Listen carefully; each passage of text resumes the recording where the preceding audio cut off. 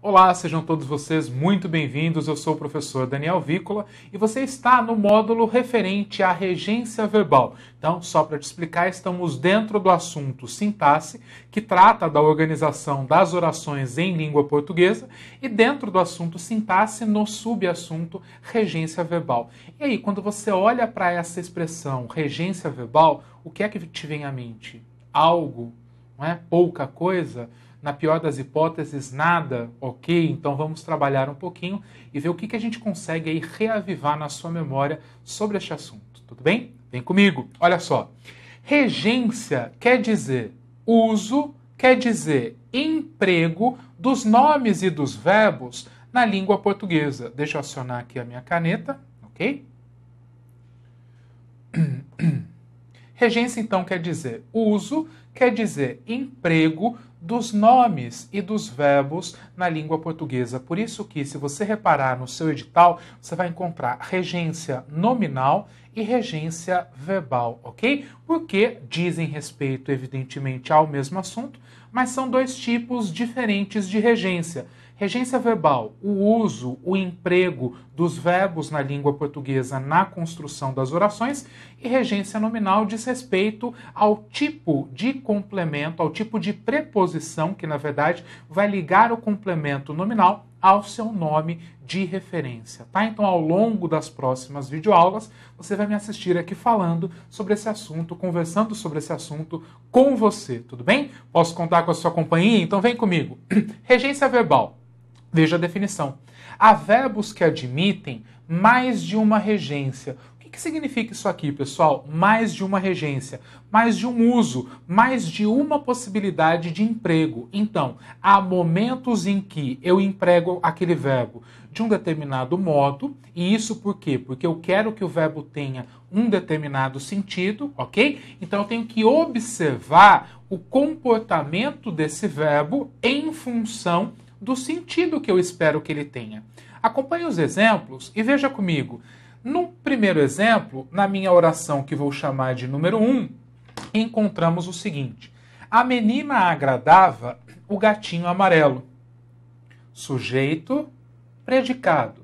Sujeito, a menina. O verbo desta oração é o verbo agradar. Repare que pela construção, eu tenho aqui que quem agrada, agrada alguém, quem agrada, agrada alguma coisa. Portanto, o verbo agradar aqui é verbo transitivo direto, pedindo o quê? Pedindo um objeto direto, que é aquele que se liga diretamente ao verbo sem o auxílio de uma preposição, certo?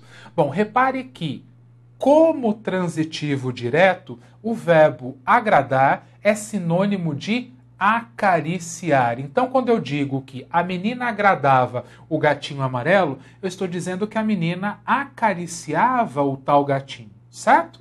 Repare agora na minha segunda oração. Então, vejam aqui. Suas canções agradaram ao público. Sujeito, suas canções, predicado, agradaram ao público. Repare que agora eu repito o verbo agradar, porém, olhe o objeto que associo ao verbo agradar nesta nova oração. Agradaram ao público, ok? Há aqui uma preposição ligando o objeto ao verbo. Então eu sei que esse verbo é um verbo transitivo, ok? E transitivo de que tipo? Transitivo indireto, porque pediu um objeto regido de preposição, introduzido por preposição. O que eu quero te mostrar aqui agora é o seguinte: o verbo agradar, usado como transitivo indireto, não tem mais o sentido de acariciar. Tem o sentido de satisfazer, tem o sentido de contentar. Assim, quando eu digo que suas canções agradaram ao público, eu estou dizendo que suas canções satisfizeram o público, contentaram o público, certo? Não é mais no sentido de acariciar, de fazer carinho. Então, agradar, VTD, tem o sentido de acariciar. Agradar, VTI, tem o sentido de satisfazer, tem o sentido de contentar. Portanto, se eu quero empregar o verbo agradar no sentido de acariciar, eu vou empregá-lo como VTD, verbo transitivo direto. Se eu quero empregar o verbo agradar no sentido de satisfazer ou contentar, então ele terá de ser usado como VTI, verbo transitivo indireto, que pede o objeto indireto, que é justamente aquele regido, introduzido por preposição. Tudo bem? O raciocínio é este. Vejam agora, certos verbos, no entanto, são empregados em acepções semelhantes, quer dizer, em sentidos, em significados semelhantes, com mais de uma regência. O que eu estou dizendo para você? Que eu posso variar o uso de um verbo e o verbo, no entanto, não vai variar tanto assim de significado. Isso também acontece. Por isso que o estudo da regência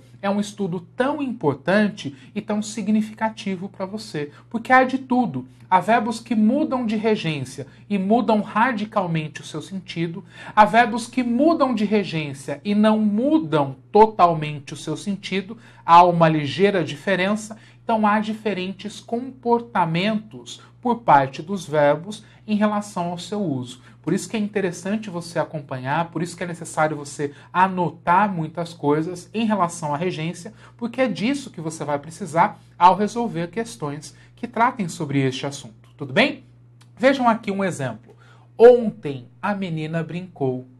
Repare que o verbo brincar nesta oração é verbo intransitivo. Qual é o verbo intransitivo? Aquele que não precisa de complemento, aquele que sozinho dá conta da sua significação. O verbo brincar, enquanto verbo intransitivo, significa o quê? O que eu quero dizer quando eu digo que a menina brincou? Eu quero dizer que a menina se entreteve, a menina se divertiu, ok? Então, o verbo brincar intransitivo é sinônimo de entreter-se, é sinônimo de divertir-se. Repare agora no meu próximo exemplo. À tarde, as meninas da rua brincaram de amarelinha. Reparem que, mais uma vez, eu tenho o verbo brincar, mas agora, qual é o uso? Qual é a regência? Quem brinca, brinca de alguma coisa, ok? Então, usando o verbo brincar como VTI, como verbo transitivo indireto, qual é o sentido que ele passa a ter agora? Quem brinca, brinca de alguma coisa, no sentido de tomar parte numa brincadeira ou jogo. Então, quem brinca, brinca de alguma coisa, significa que esta pessoa toma parte num jogo, toma parte numa brincadeira. É esse o sentido que o verbo brincar tem quando empregado como transitivo indireto. Tudo bem? Repare que, em relação ao verbo intransitivo, o brincar intransitivo, o sentido não mudou tanto assim, não é? Não é uma mudança tão brusca. Brincar intransitivo, sentido de divertir-se, entreter-se. Brincar de alguma coisa, sentido de tomar parte numa brincadeira, tomar parte num jogo. Continuo me divertindo, continuo me entretendo.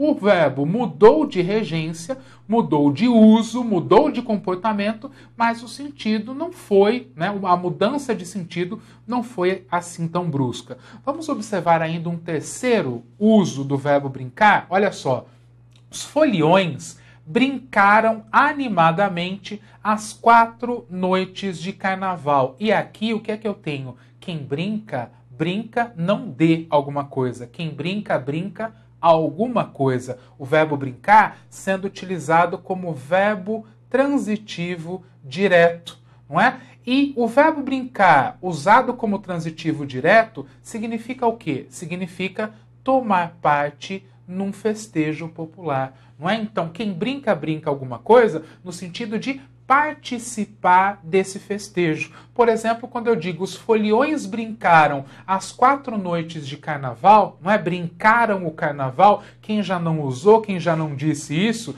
não é? Brincar o carnaval significa tomar parte desse festejo popular. Repare que, mais uma vez, o verbo brincar mudou de regência, mudou de uso, mas o significado não se alterou de forma tão brusca. Então saiba, em relação à regência, em relação ao uso, os verbos podem ou não modificar bastante o seu sentido, o seu significado. Reforço o que já disse anteriormente. É por esta razão que o estudo da regência verbal é tão importante e deve, como todos os outros assuntos, não é, ser levado bastante a sério ao longo da sua preparação. Tudo bem? Vejam lá, há ainda verbos que podem ter vários significados e, contrariando esses vários significados, uma só regência, uma única regência. Por exemplo, vejam aqui, primeiro exemplo, este fato carece de relevância.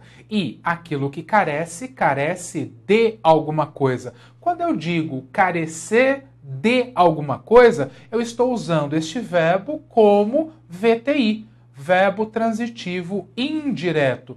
E o carecer transitivo indireto pode significar não ter, mas ele pode também, sem mudar a regência, ter um outro significado. E aí eu vou para o meu número 2, ok? Aquela pobre menina carece de atenção materna. Então vejam lá, sujeito, predicado, o verbo é o verbo carecer e ele continua sendo usado como VTI. Ele continua sendo usado como transitivo indireto, pedindo um objeto indireto introduzido por preposição. Repare que aqui, de novo, usei até a mesma preposição da oração de cima, mas o verbo carecer agora fica sendo sinônimo de precisar. Aquela pobre menina carece de atenção materna, no sentido de precisa de atenção materna. É claro que, numa outra leitura, eu também poderia pensar que aquela pobre menina não tem atenção materna. É um sentido possível, já que o verbo carecer, como transitivo indireto,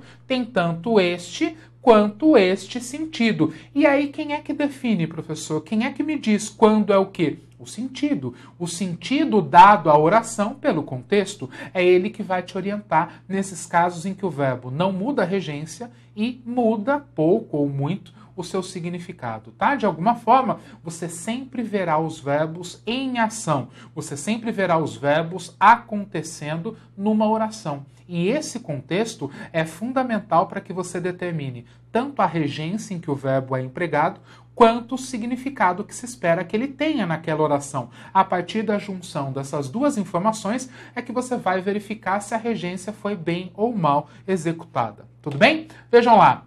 Olha a nossa amiga Coruja aparecendo para dizer para você que a informação é importante e vale a pena ficar ligado. Olha lá.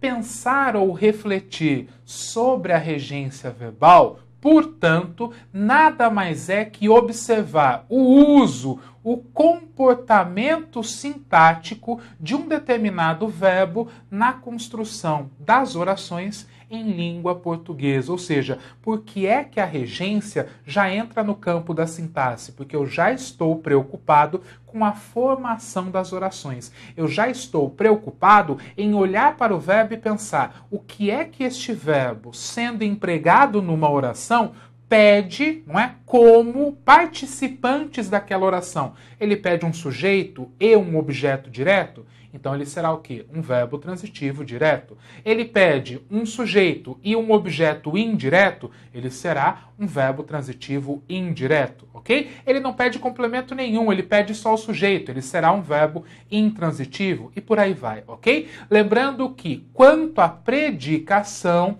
e se você não se lembra disso, consulte o nosso canal, procure a aula sobre predicação verbal, ok? Os verbos se classificam em verbos transitivos, aqueles que pedem complemento, ok? Objeto direto, indireto, às vezes os dois. Verbos intransitivos, que são aqueles que não pedem complemento algum, ok? E o que eu associo, portanto, a eles é adjunto adverbial. E ainda os verbos de ligação. Quem são? Você se lembra? Verbos de ligação, aqueles que na morfologia chamávamos verbos de estado e que têm por papel ligar o predicativo ao seu sujeito. certo? Então, quanto à predicação, temos verbos transitivos, verbos intransitivos ou verbos de ligação. Gostou dessa aula? Então aproveite, compartilhe com seus amigos, compartilhe nas redes sociais e vamos aprender juntos. Isso torna o processo, com certeza, bem mais divertido e bem mais gratificante para todos nós. Tudo bem? Um grande abraço e até a próxima!